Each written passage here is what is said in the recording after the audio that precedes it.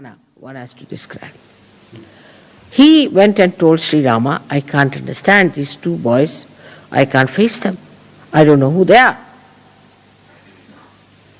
So, Sri Rama went there. And these boys were standing with their arrows. Then Sri Sita appeared before them. And she said, you cannot fight. He is your father. This made Hanumana realize it. And he said, all right, I can fight Sri Rama now. Why did he leave you like this? See the sweetness of Sri Hanumana, who was such a great devotee of Sri Rama, could see that he has done injustice to my mother, and he stood for that. It's very sweet of Sri Hanumana to do that. Hanumana is, as you know, is the angel Gabriel, who is innocence, simplicity and dynamism. His dynamism was such that as soon as he was born, he said, better eat this sun because the sun is scorching the people in India. So he went and gulped down the sun. People had to say that, you see, though too, the sun is scorching, but it's of great help. Please release the sun. Why did you eat it off? So then he released the sun. Hanumana's whole life was spent in serving Sri Ram. And he was such a dedicated bhakta of Sri Ram. Now here the contrast is also that Hanumana had Navadha siddhis, 9 siddhis. The Anima, Garima, Laguma, and all sorts of things, that he could become small, he could become big, so many things he had. Despite all these siddhis, and the amount of power he had, that Sri Rama once asked him that my brother Lakshmana is being hit and he's very sick, he's just dying. So you go and get a particular kind of sanjeevani, a kind of herb, which I want to rub on his head. So he went there and he couldn't find it. So he brought the whole of the mountain on his hand and gave it to Rama. Now you select. I don't know, I can't find it. That is the Hanumana Shakti. And with all that power, he was such a humble person and such a dedicated person. This is the sign of a powerful surgeon. Anybody who is powerful has to be humble and non-violent. Mahatma Gandhi used to say that what is the non-violence of the weak? A weak has to be non-violent. What's so great? That's a policy or a kind of a protection that he has. So a weak person has to be non-violent because he cannot he cannot protest. But non-violence of the powerful is the sign of real non-violence. Those who are powerful, if they are non-violent, that means they are quite confident of their powers. Those people who are confident of their powers, why should they aggress others? They just stand. All right, come along. What do you want? Even saying that, people run away. So those who are violent, angry, hot-tempered, jump at everyone, torture everyone, trouble everyone, are the people who are very weak-charactered. Their character is weak. If their character was all right, then they would not have done all these things. That's the sign of a person who is either possessed and under the influence of the possession, he's doing that, or he's too weak and he's possessed by his anger because he doesn't have that much power to bear anything. The most powerful thing is the Mother Earth, because she has the power to bear. The one who has the power to bear is the powerful. The one who does not have any power to bear, I can't bear, I don't like, I did. Such a person is a useless thing for this earth, and sometimes I feel why God created them. It's a headache to have a person around you. I can't eat this, I don't like this, I did. Then why are you here? Nobody likes you either. No one likes such a person, and that's why that person is always, I don't like this, I don't like that. So the power of a person lies in bearing things. How much you can bear, how much you can undergo without feeling it. Like you are, say, in the jungle, you are happy. If you are in a palace, you are happy. If you are with this color or that color, if you are with this race or that race, if you are with this kind of life or that kind of life, you can bear it. And that bearing power gives you the caliber to have Sahaja Yoga. It's not that this is shown, it's not that is being suffered. Don't have to say, I suffer being like this. No, you don't suffer. It's just by the way. For a person who wants all the comforts, a person who wants to live with all the luxuries, but not with any kind of defects or any deficiencies, is a beggar, I would say, in every sense of the word. I mean, best things to get rid of problems is not to have them. In the sense, now I don't drive, so I have no problem of driving. I never telephone, so I don't have problems of telephones. I don't go to the banks, so I don't have problems of the banks. The best is, I don't have any income, so I have no problem of income tax. Whatever bothers you, you just don't have it. Why do you want to have it? Have it and then bother about it. It's very funny that you can get rid of anything that bothers you very easily in this world, so you need not have that kind of a thing on your head. But when the word problem, especially in the European community, problem is a very common word. But in English language we never learned this word, problem. You see, only the problem was used when we were studying geometry.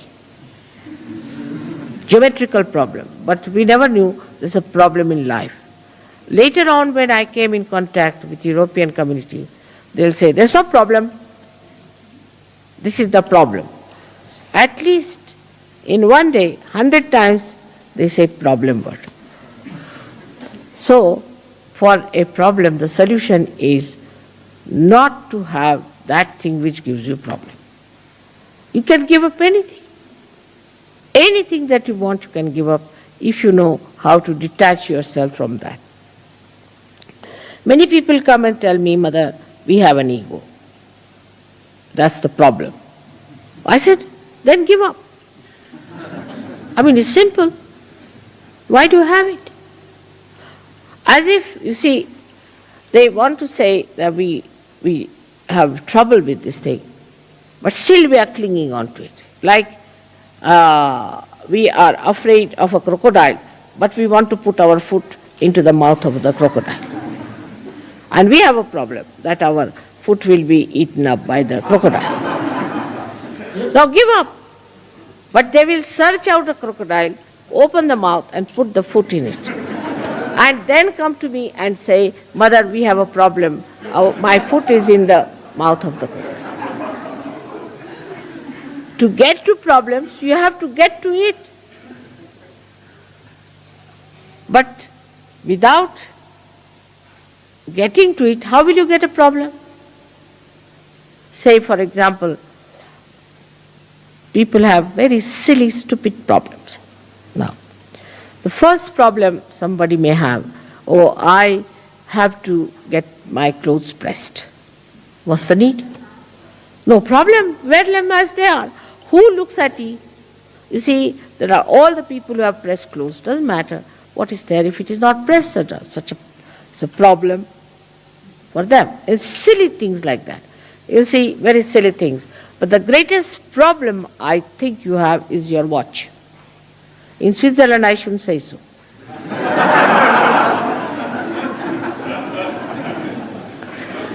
You see, the problem is like this, that now you have to go to the airport. Now, as soon as you tell somebody, we have to go to the airport. Now, I have to go. You don't have to. Everybody gets sort of a jumping, as if standing on a jumping board. You see, all of them jumping like that. What's the matter? Mother, you have to go to the airport. So it's all right. I have to go. What's wrong with it? It's a problem. I said, what's the problem? I have to go. You just know that you don't have to go at all. You don't have to come to the airport. And the aeroplane, if it comes and doesn't take me, I'm not going to come back on your heads. So I'll stay in a hotel. Don't you worry. But why are you so excited about it? The way people are excited that I must catch the plane, sometimes I feel as if they want to get rid of me. So, this is a problem for people who are very meticulous. Now, supposing I say, I know that the plane won't leave me. I know, because I know many things. So I have no problems. But supposing, even if you think the plane you may not get. So it may not get. But if it gets you, all right. If it doesn't get you, it's all right. So where is the problem? Either it will take you, or it will not take you. What is in between? Where is the problem? I still don't understand. Either it will work out or it will not work out. Keep two possibilities. That's the only two possibilities. What is the third possibility that gives you the problem, you tell me? Say somebody owes me money, all right. So either he will give me or he may not give me. What is the problem? The problem is that you call it a problem and want to avoid to face the truth. If you face the truth, you will know one thing, that see, now this man has to give me money, all right, I'll go and face it. I'll tell him, sir, you have to give me the money. You have to pay me. This is your duty. And if you don't pay me, you are doing wrong. You get at him and face him and tell him. But you won't do that. You'll sit at home, oh God, it's a problem. I have to, you see, that man is not giving money. Oh God, that's a problem. Sitting here, hitting your head all the time. How will you get it? If you face it directly, then you'll be amazed. There's no problem for anything. Say your car fails. So it fails. Get down, enjoy yourself nicely till somebody comes along, takes you. Or if, supposing you don't get some lift, all right, stay there overnight. What is it? No tiger is going to eat you. And if the tiger has to eat you, it will eat.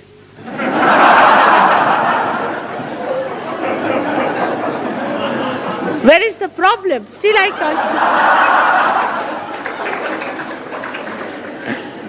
can't see the problem. If tiger has to eat, that's already destined that the tiger has to eat. In any case, nobody dies. You'll be born again. If you look at it from that angle, then you'll be surprised. Most of the problems do not exist. They are like bubbles, created by our own thinking, the waves of our thinking. This is the problem, that is the problem. Like today they said there is no hall on such and such date, all right. Where are you having the hall? There. If there's no hall, let us have it in the open. So to make the best of it is the way Sri Rama shows you. Now, what is the way he has helped us? Let us say. Sri Rama, by his character, by his balance, his peace, and his mildness and his sweetness, has shown us how a king should be a benevolent king, and at the same time a very loving husband and a loving father and a person in dharma. But apart from that, he went down to Maharashtra. He arranged all these things so that he could walk down to Maharashtra bare feet to vibrate the land. Because Sahajogis will be going one day to Maharashtra, and the Maharashtra has to be a vibrated land. In Ayodhya, he never took out his shoes because he was the king there. But when he went, and Shri Sita, both of them, when they went to Maharashtra, they took out their shoes to vibrate it. On his way, he saw a big stone, which was nothing but a lady, cursed to be a stone, Ahilya, and he made her, just by touch, she again came back to life. Like that, one after another, he was just, by the way, as if was doing, but that was the purpose of his life, to go there. And that has helped. A very great achievement within ourselves is the Shri Rama. Shri Rama stands for the pranavayu, is for the vital air that we drink, that we take in, for the vital air. And that vital air, when it gets heated up, we have to know that we are not anymore with Shri Rama. It has to be the cool air, should blow through your nose and your mouth. I don't know about you people, it happens with me all the time. When you are angry, the nostrils go up, swell up, and the hot air, the hot words and everything hot, the heated eyes and everything goes up like that, curled up, and you become ferocious Ravana because you have forgotten the beauty of the nature of Shri Rama. What has he done to our centered heart is the greatest thing, that he has given you a fatherhood within yourself. Because Sri Rama represents the fatherhood. Now what sort of a father you are, you have to decide. Those people who are not good fathers develop problems of the right heart. Also, those people who are not good husbands also develop the right heart. This right heart is so important because, especially in the West, where the climate is so funny, you have to keep inside your rooms and closed all the time, that you get all dried up inside. At that time, if you don't have that sweetness, that warmth, that kindness of Sri Rama, you get the trouble of asthma. So many people die of asthma in the West. On top of that, you fight with your wives, you treat them, you take away their money, you cheat them in their money, and every way you torture them, then it becomes even worse. So it has something to do with money, in the sense because Sita ji was Sri Lakshmi, and Sita ji was the one who was the power of Sri Rama. So the Sri Lakshmi also gets annoyed with you when you are a bad father or a bad husband. That's why the Griha Lakshmi is very important. But the woman has to be the Griha Lakshmi. She should not be a shrew and then the husband is supposed to be kind to her. Then it's spoiling. That's very bad. The woman has to be a Griha Lakshmi, a beautiful woman with a very sweet nature and talking to her husband in a very sankoch manner, and also looking after the children, looking after the family, and looking after the guests who come to their house. But if you encourage and run after such women who are no good, means collectively they should be good. If collectively they do not act well, collectively if they are aggressive, collectively if they are tormenting others, then such women should not be encouraged at all. But then Tulsidas says, they should be beaten up. Is a thing looks very bad in modern times if somebody says like that. that women should be beaten up in case they have all such qualities which disqualify them from being Grahalakshmis. Of course, there's no need to beat. But I mean to say that what is it that you have to drive out all these badhas from your women? Very important. Otherwise, if you fall in this activity of keeping your wives on right lines, you might also get a right heart and asthma ultimately. Because your wife and you are part of the society. And the society has certain laws which are very important. There's something like Stri Dharma, there's something like Pati Dharma, there's something like Mata Dharma, Pita Dharma. Everything has a dharma. Those men who torture their wives have very bad heart. In the same way, those who play into the hands of their wives also have a very bad right heart. You have to be in the balance. You are the husband and she's your wife, and both are responsible for keeping a very good family relationship.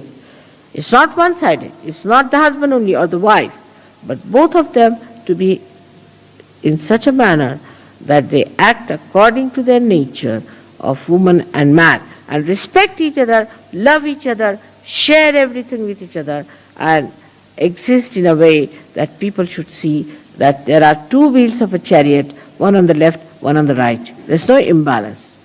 They are equal but not similar, as I have told many times. Now in the case of Sri Rama, he left his wife. When it came to Sita, she left him too. But she left him as a woman would leave, and he left her as a man would leave. She also left him. But in a way that is suitable for a woman to do. And he did it in a way that is suitable to a king. In the same way, a woman, when she acts, she has to act like a woman. The same thing she may do as the man does, but she has to be a woman, or a man has to be a man. So that's the Maryada Purushottama, is the one who is the highest among all the men, with his all the Maryadas, all the boundaries that he observes.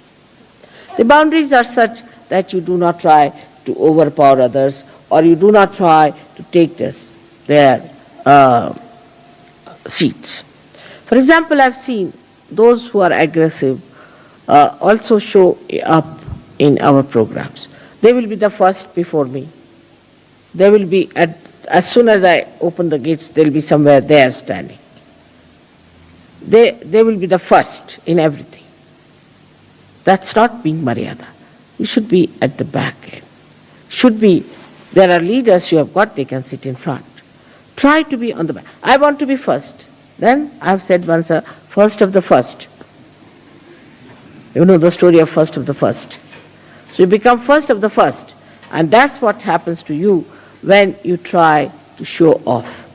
And I know all of them who are like that. To be in the background is the most respectable thing to do. To go forward first, to jump forward first, to stand near the door if mother is coming, you see. As soon as I see the person, I said, oh, back again. There are some who do artis just because to show off, some throw flowers to show off. They must be the first.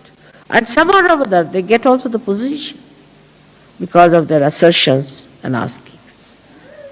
The leaders have to be careful and not to give such duties to people who really upset me very much because of their arrogance, because of their showing off. I have to say one thing today, that under the circumstances, we have to decide that if the leaders don't have wives who are humble, who are kind, who are compassionate, and who are Grahalakshmis, who are very sweet with the collective, we'll have to cancel the husband as well as the wife from the leadership. We cannot have leaders who have wives who are horrid. We cannot. because the wife of a leader is like a mother. There are 5 types of mothers described. One of them is the one who is the wife of the guru or of the leader. And if the leader has a wife of that kind, it's better in all sense he should withdraw. Improve his wife, do whatever is possible. Till she's all right, he should not be the leader. It's a very important thing, because I have seen such women bring down the men, not only that, but bring down the Sahaja, Sahajogis and the whole organization of sport. So one has to be careful, and the women have to understand that if they are the wives of the leaders, they have to be extremely good, kind, generous, sharing, looking after, absolutely motherly, and should not tolerate nonsense and should correct when people are doing wrong. They should not report anyone to their husbands, should not take over themselves the responsibility of doing things which they are not supposed to do. If they are not of that level, they are of no use to people, and they have no business to be proud of being the wives of the leaders. From Shri Rama's life, we learn a lot, and from Sitaji's life also. Both of them have done so much for us, bring forth such a great life. All their lives they suffered and suffered and suffered. They lived in the villages, they lived in the forest. While they were the king and the queen, they had never known what is discomfort. They travelled all the way bare feet.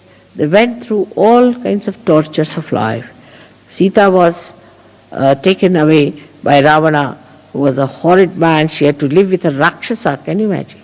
She lived with a Rakshasa, and there she showed her greatness. The characters of different nature, like Sita and Sri Rama, they were showing the complementary attributes that they had, very complementary. And if that is so, then the husband-wife's relations are beautiful in Sahaja. That's the way it should be. I find some people are very nice.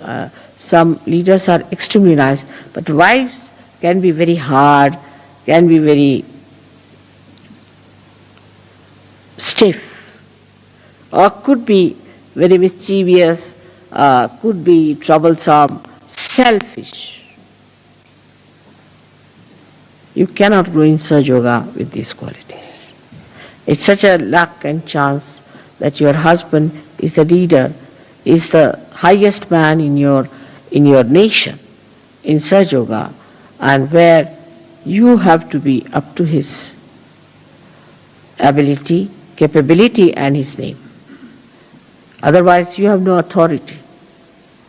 That's why I have to tell you that on this day of Dasera, let us decide that we are going to have Ram Raj in Sahaja Yoga, where there is benevolence, there is love, compassion, security, peace, joy, discipline among ourselves.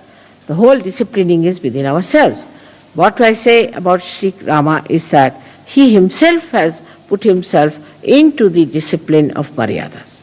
In the same way, we ourselves should put ourselves into the discipline of Maryadas. It is a very great thing that it should happen in Switzerland, because Switzerland needs it the most. The blessings of Shri Ram. The way it is going on in this country, this very selfish, non-benevolent activities going on, ruining all the poorer nations by this kind of a selfish attitude, a very narrow attitude, very low-level attitude towards the money of these poorer nations. Is important, very important for us today to pray for for the emancipation of the hearts of those people who are just butchering. In these modern times, you don't have wars. But financially, they are butchering people. They are killing them by depriving them of their own money and their own benevolence. So, if Ram Rajya has to come, then Rama is to be born in the hearts of people who are at the helm of affairs. And that's how we have to pray to Shri Ram that be kind and compassionate so that you could be born into the hearts of these people. May God bless you.